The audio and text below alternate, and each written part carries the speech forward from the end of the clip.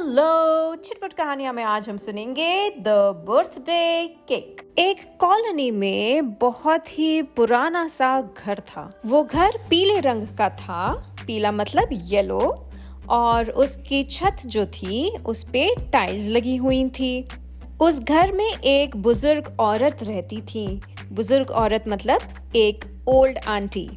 तो एक old aunty उस घर में अकेले रहती थी। उन आंटी के घर के पास में रहते थे 4 बच्चे। बच्चों का नाम था आजाद, हनिया, चारुलता और पीयूष। वो अक्सर उस गली में जा करके बहुत चिल्लाते हुए, मस्ती करते हुए खेला करते थे।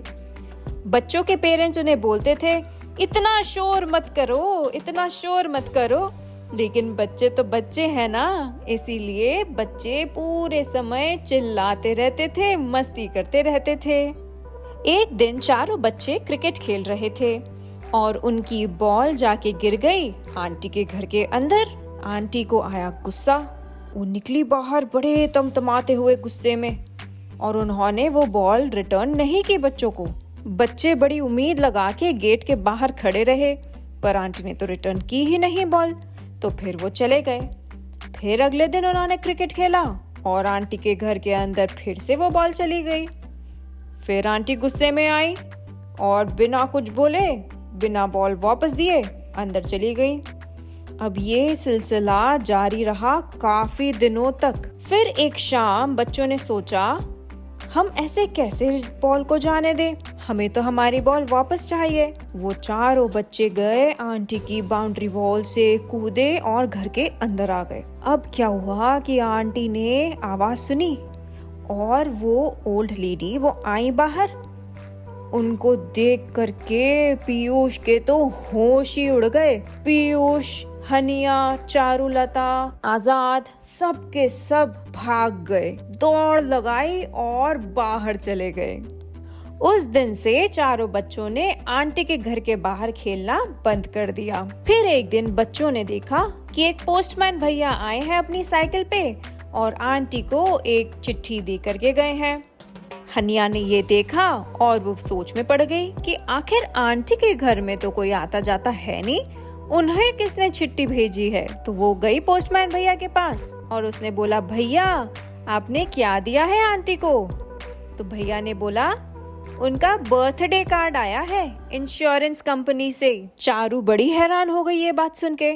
चारू ने पूछा, क्या इंश्योरेंस कंपनी वाले उनके फ्रेंड्स हैं? पोस्टमैन भैया ने अपनी गर्दन हिलाई और वो चले गए अपने काम पे। हनिया ने पूछा कि क्या बुजुर्ग लोगों के दोस्त नहीं होते जो उन्हें कार्ड भेज सके? इंश्योरेंस कंपनी वाले भेज रहे हैं कार्ड। पीयूष बोला, नहीं नहीं, ये सच नहीं है। बुजुर्ग लोगों के भी दोस्त होते हैं, मेरे ग्रैंड पेरेंट्स के भी फ्रेंड्स हैं। लेकिन वो आंटी है ना, वो इतनी रूड है कि उनसे कौन करेगा फ्रेंडशिप। और वैसे भी मुझे तो बड़ा डर लगता है उन आंटी को देख के। चारू ने कहा, सोचो अगर कोई उनको उनके बर्थडे पे विश ही ना करे तो पीयूष बोला, अरे पर वो तो 100 साल की होंगी, उनकी उम्र का तो कोई भी नहीं है यहाँ पे। आजाद ने कहा, तो क्या हुआ, कोई नहीं है तो हम उन्हें विश कर सकते हैं। चारू ने कहा, हाँ ये भी सच है, और अगर मैं 100 साल की होंगी तब भी मैं तो चाहूंगी कि मेरा बर्थडे मनाया जाए। पीयूष लेकिन हैरान था ये सब सुन के। वो बोला, तो क्या अब हम उन्हें विश करने जाएंगे? नहीं नहीं, मुझे तो लगता है कि वो कोई विच है, वो हमें खा जाएंगी। हनिया ने बोला, अरे नहीं पीयूष, तुम बहुत छोटे हो इसलिए डरते हो, ऐसा कुछ नहीं है। और फिर हनिया के पास आया एक आइडिया। हनिया ने बोला, क्या हम आंटी के लिए एक केक बेक करें? अब भाई बात हुई है केक की। तो पीयूष भले ही कितना ही डरता हो उन ओल्ड लेडी से, लेकिन केक के सामने तो उसने बोला, हाँ ठीक है, चलो बनाते हैं।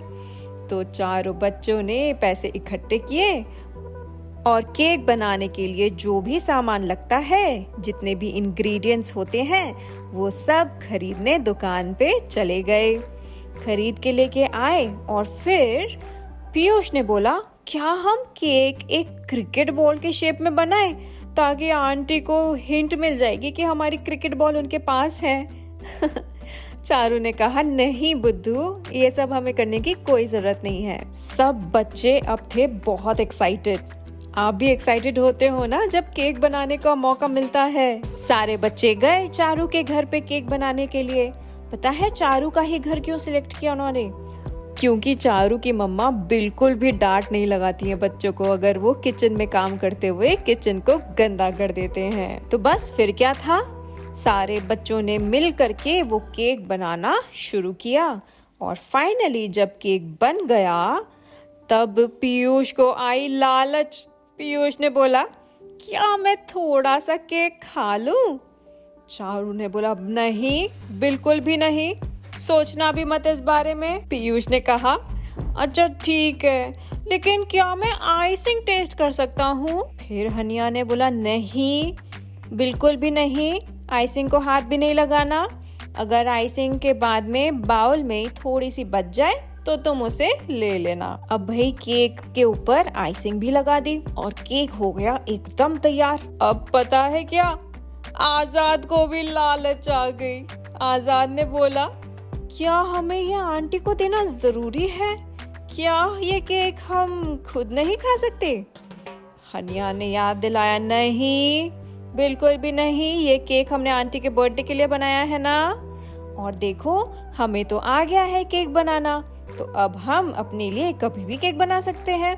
आज तो आंटी का बर्थडे है, आंटी के लिए है ये केक। और फिर चारों बच्चे वो केक लेके गए आंटी के घर पे। सारे बच्चे थे बड़े नर्वस।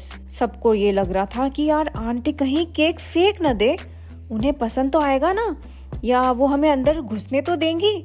ऐसे कई तरह के सवाल उनके दिमाग में चल रहे थे। बच्चे पहुंचे घर पे और उन्होंने बजाई घंटी। आंटी दरवाजे के बाहर आई। अपनी छोटी छोटी आंखों से उन्होंने घूर के देखा बच्चों को और उनसे पूछा, क्या हो गया? तो बच्चों ने साथ में बोला, हैप्पी बर्थडे आंटी। अब आंटी ने काफी समय तक कुछ नहीं बोला, दरवाजा खोल के बस वो देखती रही।